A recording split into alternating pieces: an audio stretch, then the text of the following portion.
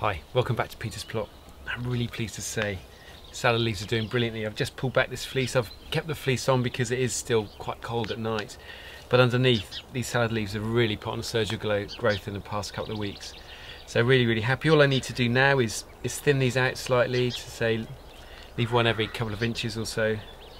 Give them a bit more growing space. Because ultimately each one of these, I want them about 3 inches apart. Each plant will be like that, you know, big clump of leaves. Give me a really healthy and really substantial harvest just out of this one little bed. And don't forget with these thinnings, these are still delicious leaves that you can eat, so don't let them go to waste.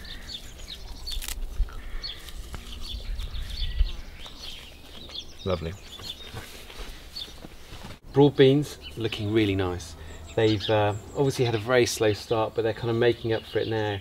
It's interesting when you look at them because it's all quite, the stem's quite thin and a bit scabby down here, but now look, lovely succulent fresh green growth with lots of flowers. Each one of these turning into a pod of 4 or 5 beans in the months to come. So I've staked these just with some little bamboo canes on each corner, bit of string just to hold them, keep their shape. Not crucial, but nice to keep the plot looking tidy. Garlic is coming on, still a little bit slow because we typically be harvesting that in June or early July, so it's a little bit behind, but I'm not going to worry about it. The main thing I'm concentrating on over here, and also on the other beds as well, is keeping them moist. Actually, it's been so dry, and with this sort of very dry easterly wind with very little moisture in it, the soil has been drying out quite substantially, so I am watering the plot on a fairly regular basis. Salad leaves as well, and certainly the carrot seedlings. Let's have a look at those. Doesn't look like anything's happening here, but if you look closely you can see a little row of these little sort of grass-like leaves just poking out of the soil. That's the carrots. And you'll also notice here that I've sprinkled around a few of these Soil Association approved slug pellets just to keep those little buggers at bay. Very important. And now I'm going to head on up to the greenhouse because I want to do some more sowing this week. Okay, I'm in the greenhouse now. It's wonderfully warm, and I'm going to show you how to sow French bean, runner bean seeds, but also we're going to get our chard and kale going as well. So for the beans, I'm going to use root trainers. The beauty of these is they provide your seeds with very long, deep cells to grow, and that's perfect for beans because they need a long root run. They send down a little taproot very quickly, so this gives them loads of space to grow. This is the way I do it. Sprinkle it all over. Any old compost will do. Give it a tap like that. Let it settle. Put more in there. I mean, you can do this. No, don't be too precise. There we go. That's that. Then runner beans. One of the most beautiful seeds, I always think. These guys. Look at that. So I'm just going to drop 2 in each one of these.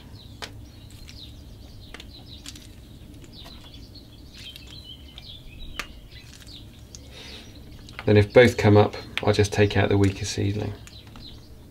I just cover those with a little bit of sprinkling. Just tap it down slightly. This compost is already quite moist, but if your compost is a bit dry, good idea to give them a bit of a watering. They're exactly the same for the French beans.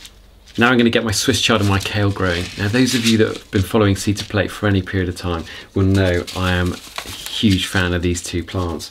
Largely because they're very easy to grow, they're massively productive. Sowing these seeds now, they'll be cropping by late summer. Through the autumn, slow down in the winter obviously because it's cold, and then another surge of growth in the spring where we'll get another massive crop, just picking individual leaves off the same plant. So I really recommend growing these. If you grow nothing else, grow chard and kale. So process is very simple. Modules are good here because they don't have those deep running roots that broad beans, that French beans and runner beans do. So modules a little bit shallower, perfect. settle the soil down a little bit, and then just put 2 or 3 seeds in each one, each of these cells, because as with other stuff, we only want 1 plant per cell, but just to make sure that every cell is filled, let's sow more and then thin out so we have 1 left. Now, one of the other jobs that we did a few weeks ago was to sow some beetroot and lettuce seeds, and I'm pleased to say they're doing fabulously well. So there's a beetroot, 3 little plants in there, looking very healthy, full of vigour, lots of roots coming out here. Time to get that out in the plot now. That's looking really nice. The lettuce is a little bit behind, so you can see there's a few roots coming out of the bottom there, but I thinned them out, so I've only got 1 plant in each jiffy, but they need a little bit more time to establish themselves before they go out. Now, these are looking super lovely in these little Jiffy 7 compost bags. The manufacturers say you can leave them in the bags and literally put them straight in like that, but I tend to find the roots can get a little bit congested if you do that. So what I always do, just peel it off.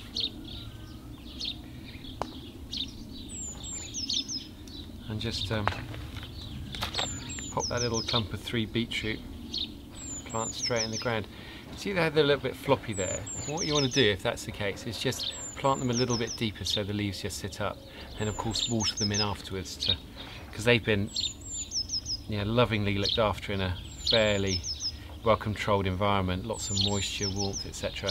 It's different out here. This is the real world, so we've got to give them every sort of bit of help we can, and certainly we've got well prepared soil, lots of goodness in there, but now some water just to help them and encourage them to send their roots out into the soil away from this compost. Now what I'm going to do here, very simple, so I know my carrots are there.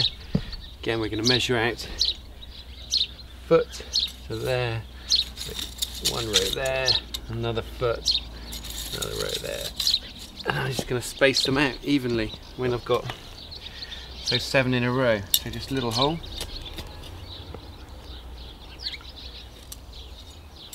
pop it in. Firm soil around them so there's not any air pockets and that the roots can get to that moisture rich soil easily. There we go.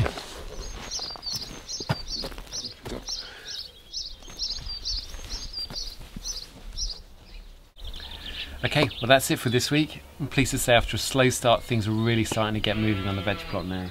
I'm really happy, and probably what I'm pleased about most is the fact that I said I'm never going to spend more than 2 hours down here of any one week, and I'm not. This is a really low maintenance plot. And don't forget, if you want to follow along, you can buy all the seeds at seedtoplate.co.uk and follow me on Facebook and Twitter where I'll be giving more frequent updates on what I'm getting up to down here. Alright, see you in a couple of weeks.